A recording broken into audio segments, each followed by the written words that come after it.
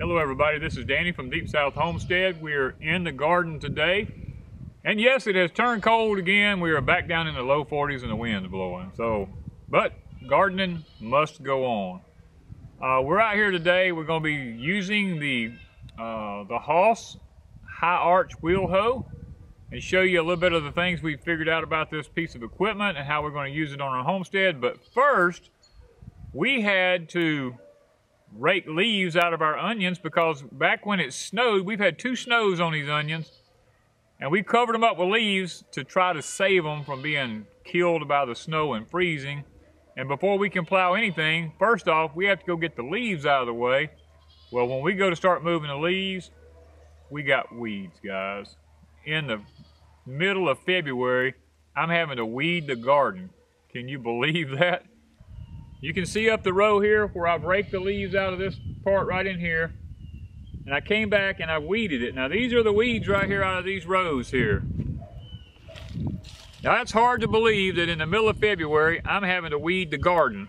But you can look over to the other side here and you can see how many weeds is actually in this onion garden and garlic and stuff like that. You can see this green stuff is coming up in here everywhere. And that is one of the things about using animal fertilizer. We bring ours out here and put it straight in the ground during the fall.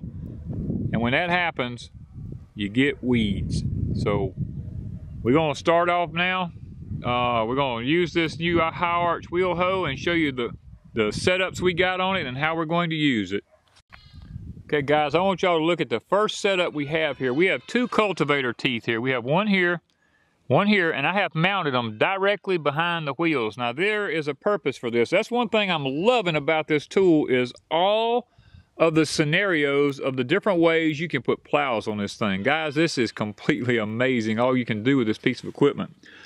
Now I'm gonna take it out here in the garden and show you why I have these 2 cultivator teeth set right behind the wheels. One of the things I want y'all to notice, guys, is as I go along with this, you see how my onions there, it's leaving 2 small furrows right down beside my onions, right here. That's to come back and put my fertilizer in for my onions because every 2 weeks, onions need some form of nitrogen to keep them going.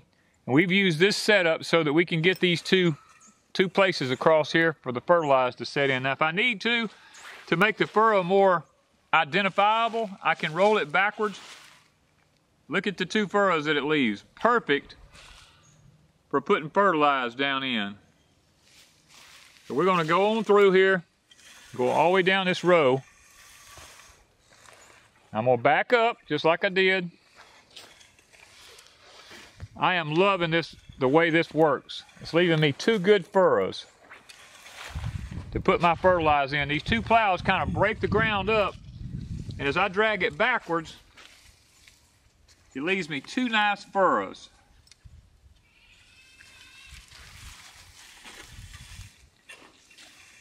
Now this may not be the exact way this is supposed to be done, but that's one thing I'm loving about this tool, is it is so versatile.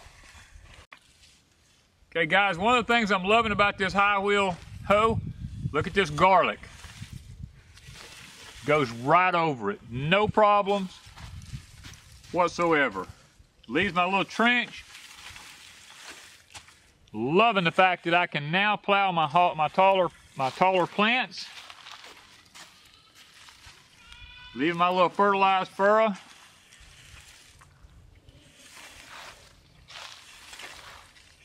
This is just fantastic. Maybe a little unconventional, but hey, here at Deep South, we're always looking for ways to make these things work out a lot better. Guys, this even goes over my tags I have up here. It fits over them. We've got like 15 inches of clearance here to 16 inches. It's just really, really nice to have something that works like this. We were a little concerned about how the ground would work because it rained so much yesterday, but with our soil, we don't have to worry about it too much. All right, now that we're to the end of our row, we're gonna go reset the plows up and show you what our next thing is we're gonna do. Okay guys, I've got the 2 half shovels mounted on it here now. Now these are the ones for the just plain double wheel hoe. Some I already had from my other Hoss tool thing. I've mounted one here and one here. I went all the way to the outside the holes on the frame there because where I plowed the 2 little furrows with this and put the fertilizer, I'm gonna need to take this and actually throw the dirt back over where I put the fertilizer. Now, this is a setup I've come up with. This is not something that Hoss Tool actually does, but this is Deep South Homestead's way of using it. Okay guys, we've got some Job's Organic Bone Meal here. This is 12% nitrogen. We're gonna be using this around our onions and our garlic. And yes, this is organic, of an organic source of nitrogen. It's 100% organic. So we're going to use this around our onions. Okay guys, it's kind of windy out here, so I'm going to have to kind of be careful with this.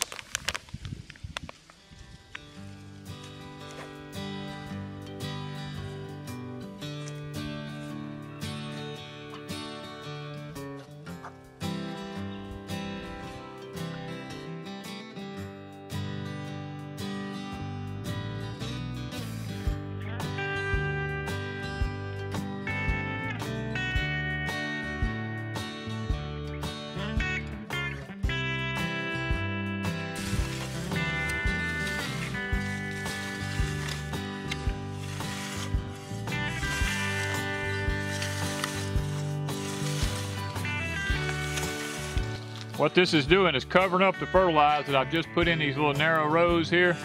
This is a setup I come up with. Really works good.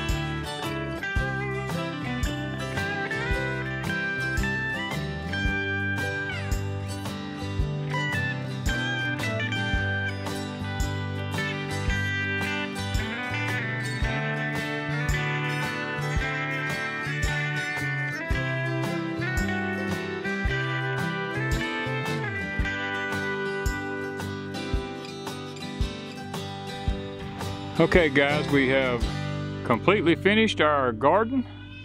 We have all of our onions and our garlic now fertilized and plowed, weeded, waiting for another 2 weeks to go by, and we'll hit it with some more nitrogen again and keep boosting them onions as fast as we can to get as big of bulbs as we can this year. Now when we were using the half shovels there, we were not throwing dirt up to the onions. We did not put any more dirt around the onions where it's at. The dirt is actually out on the outside the row, covering up the little furrows where the fertilizer was. Bulb onions actually have to have dirt pulled away from them. So the older they get, the more dirt we will begin to pull away from them so that they actually mature like they're supposed to. So we will take y'all on this journey throughout the spring and show you how our onions are doing here. These are onions that came from Dixondale. The garlics you see on the right hand side of the screen, right up in here, there's like 1, 2, 3, 4 different varieties of garlic up there that was given to us as a gift from a subscriber, and we appreciate that. And we've given y'all a video on that earlier, and you can see the progress that they're making. We'll continue to give you progress on our onion and garlic bed here. Now this very outside row that you see right over here going down this is all Egyptian walking onions. Those were all given to us by subscribers because we wanted to get those started here at Deep South Homestead. We really appreciate that. Looks like they're doing fine. The other onions you see in here come from Dixondales. There's like 3 different varieties of them, or maybe 2. I think I just got 2 varieties of onions here.